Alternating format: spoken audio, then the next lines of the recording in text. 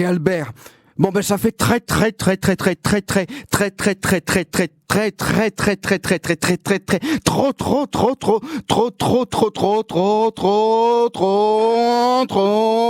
longtemps.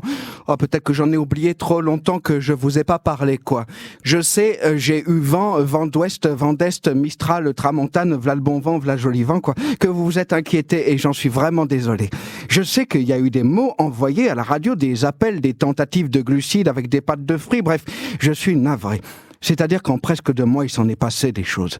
Ben oui, il y a eu un paquet d'aubes, un paquet de couchers de soleil, un paquet de feuilles tombées du chêne, un paquet de miettes tombées de ma bouche, petit poussé rêveur, un paquet de mouches pétrifiées par la peur qui cherchent désespérément la sortie, un paquet de petites mouches toutes courbaturées qui mouchent dans un nuage leur infection virale, un paquet de lettres sans réponse, bien que pensées si fort et timbrées du bout du cœur, un paquet de mots qui dans l'ombre se morfondent pour leurs jambes trop fragiles qui n'ont su casser la coquille, un paquet de billes lancées pour un amour ou un ami, un paquet de vrilles en rêve la nuit, un paquet de villes, de fleuves dans les interstices, un paquet de luttes et d'armistices, un bouquet de fleurs cueillies du regard et pour décorer, voiler, voyager, un bouquet d'artifices et plein d'autres choses. Vous voyez, il peut s'en passer des choses en 2 mois.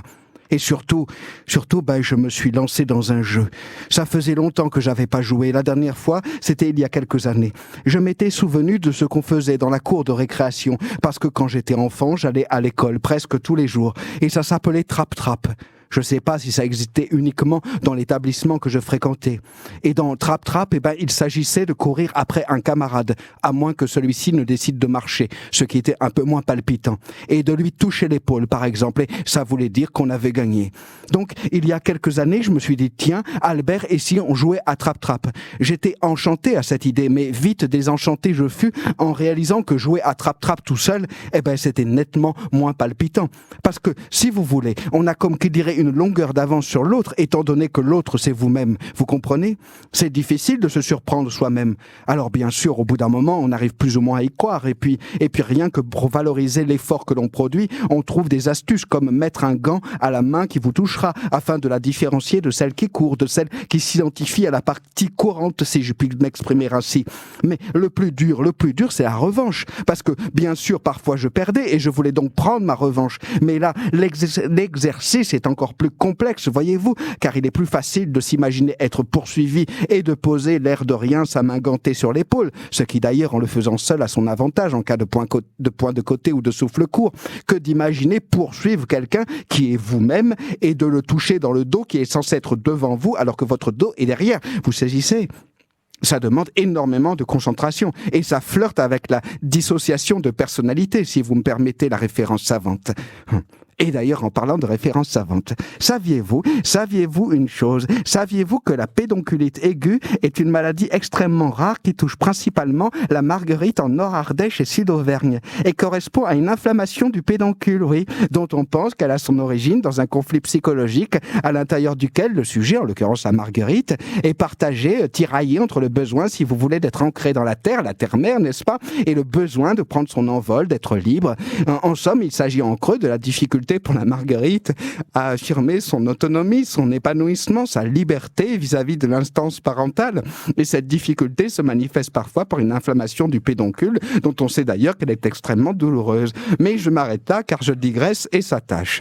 Je disais donc, oui, que j'avais essayé de jouer à Trap-Trap, mais que c'était assez complexe. Et c'est pour cette raison que cette fois-ci, j'ai décidé de changer de jeu. Et je me suis dit, tiens, Albert, et si on jouait Roi du Silence? Je pensais que ça allait être facile, que nenni cannelloni, ça m'a pris une éternité. Je me rendais pas compte à quel point je parlais sans même m'en apercevoir. Et un jour, enfin une nuit, j'ai cru que j'étais en train de gagner. Après plusieurs douloureux échecs, ça devait être le 13 janvier si ma mémoire est bonne. Et là, boum, 2h43, va donc savoir pourquoi, en plein sommeil, je me lance dans un grand discours de politique générale, où je répète sans cesse qu'il s'agit bien de politique générale et non en particulier, afin d'expliquer pourquoi je ne dis finalement pas grand-chose d'intéressant, étant donné que je ne connais que la surface des problèmes. Bref, Je suis dépité non seulement par la nature de mon discours aussi creux que celui d'un ministre, mais surtout parce que j'ai perdu au roi du silence. Résultat, j'ai dû prendre 2 camomilles coup sur coup pour m'endormir. La camomille elle-même n'en revenait pas. Mais bon, heureusement, à force de persévérance, j'ai petit à petit, au fur et à mesure, de semaine en semaine, avec le temps va, tout s'en va, l'autre qu'on adorait, maîtrisé ma parole la nuit et le jour. Ce qui n'a pas été facile, car il a fallu me résoudre à ne plus parler seul, ce que je faisais finalement assez souvent, n'ayant trouvé personne à louer pour me tenir compagnie régulièrement. Petit à petit, donc, je me suis approché du sacre, non sans peine et une légère tristesse, car j'avoue que je me faisais souvent rire en me parlant, ce qui d'ailleurs était selon moi la preuve de la qualité de mon humour. Bref, au bout de plusieurs semaines, c'était ce matin exactement, je suis enfin parvenu au silence. J'ai atteint le silence comme les alpinistes atteignent le sommet de l'Everest. J'ai réussi à garder le silence durant 7 jours consécutifs, durée que je m'étais fixée pour valider l'avènement.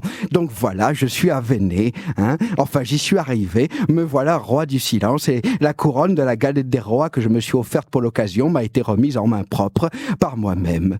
Et maintenant, normal, je vidange, bah oui, je vide le trop-plein parce que quand même, combien j'ai pu en ravaler des mots, combien j'ai pu les mordre mes lèvres. Mais le silence était certes silencieux et il en disait autant sinon plus.